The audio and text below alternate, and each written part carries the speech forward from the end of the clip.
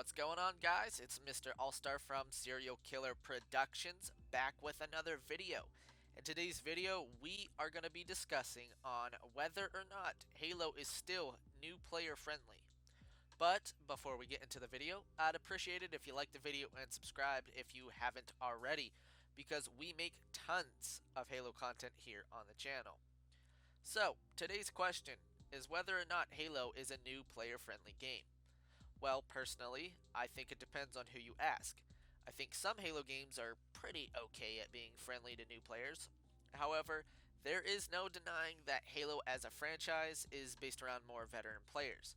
Now, that's not to say that Halo doesn't receive new players or anything like that on a regular basis, but getting new players and keeping new players is a different story. Halo has a very interesting multiplayer. It's had, a ton of time to evolve. It's evolved a lot from game to game, sometimes for the better and sometimes for the worse. But Halo as a series has never been 100% consistent. But I mean, let's be real. That's expected when your development cycle can take, 5 years or more.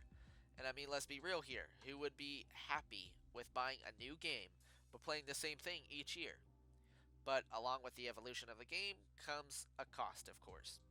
So Halo CE 2 and 3 are just a different breed. Let's get that out there. They came along at a time for people of my generation and slightly older, maybe a bit older, I guess you could say.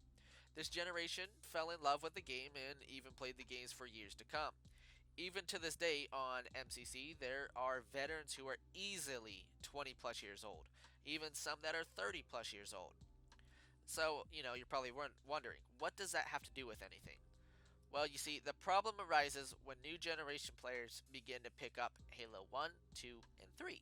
The problem is that these newer generation players pick the game up and get absolutely decimated because of the veterans just knowing the game so well. Now that doesn't mean the newer generation players should be free from their nutsacks being slapped around, but the problem is that they encounter players who know the game so much better than they do because of how long the games have been out. Even an average Halo player makes it look like they have god tier play when they play against a newer player in the first generation Halo games. What happens is that the new players play against these people and don't really stand a chance. But I mean, let's be honest. That's expected when the game is so old and has been out for so long. However, let's take a look at the newer games like Halo 4 and 5. Not only are they lesser liked games of the franchise, but they arguably have the hardest learning curve. Your armor abilities in Halo 4 can be pretty confusing. They're nothing like Halo Reaches, where Halo Reaches is pretty, I guess you could say, even across the board. Um, to be honest, you only use two of them in Halo 4, at least for the most superior loadouts. The Regeneration Shield and Promethean Vision. Someone who is new to the game has no idea how overpowered just these two abilities are compared to all the other abilities. And the same will be said for the DMR and BR. They're just far superior to the other base weapons of the Sandbox. And of course we have that stupid bullshit that is the bolt shot, that is a shotgun that you can magically pull out of your ass at the beginning of a match. My point is that the Sandbox and the mechanics of Halo 4 make it quite hard for new players to comprehend. Now, don't get me wrong, they need to be able to learn the game and not have things handed to them or make it easier, but that's the problem. Even veterans suffer from these mechanics and have a hard time understanding how the base core mechanics work. Not all veteran players suffer from this, of course, just like not all new players will either. But I'm looking at a larger base than just some outliers. Majority of the players I know that dislike Halo 4 dislike it because of how the game plays and it's not comfortable for them. It doesn't remind them of what they will say is quote-unquote classic Halo. There's a lot of issues here similar in Halo 5. The biggest fault it has is its confusing movement system. If you've only played the other first Halo generation games of Halo and you just jump into a Halo 5 match, I'll just put it bluntly, you're getting your dick smashed into a hole the size of a pin needle. You're just straight up going to suffer and not have a good time. I mean, the movement system is very unforgiving. An average player at Halo 5 versus a new player is like night and day.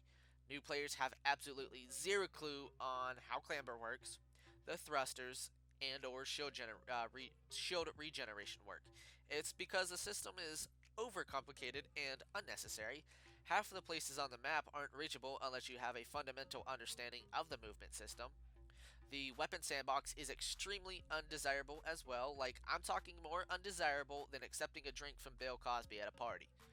And the Magnum pistol just decimates almost any of the base sandbox guns. It beats the BR, the assault rifle, the SMG, occasionally the light rifle depending on the situation, and even the carbine. The DMR is arguably the only gun that can keep up with the range and shots of the Magnum for the base sandbox. And don't even get me started on Warzone. New players have absolutely no chance at doing anything significant in Warzone. So, my point of this video is that if you haven't played the game since release or in the past three or 4 years, Halo 5 that is, the struggle bus is going to be real. It's similar to Fortnite's situation. The average player's skill gap difference to a new player is so significant and noticeable, it's not even funny. I wanted to point out that Halo is not a new player friendly game, really no matter how much you look at it. I mean, however, that doesn't mean it can't be. There's a ton of ideas to fix this issue, but I want to make another video on that because there's a lot of ideas that could be implemented to fix the issue. And and don't get me wrong, I don't think that all the games are super hard to learn. I think Halo 2 Anniversary is a good one. You can learn that fairly easy, and Halo Reach isn't too terrible to learn either.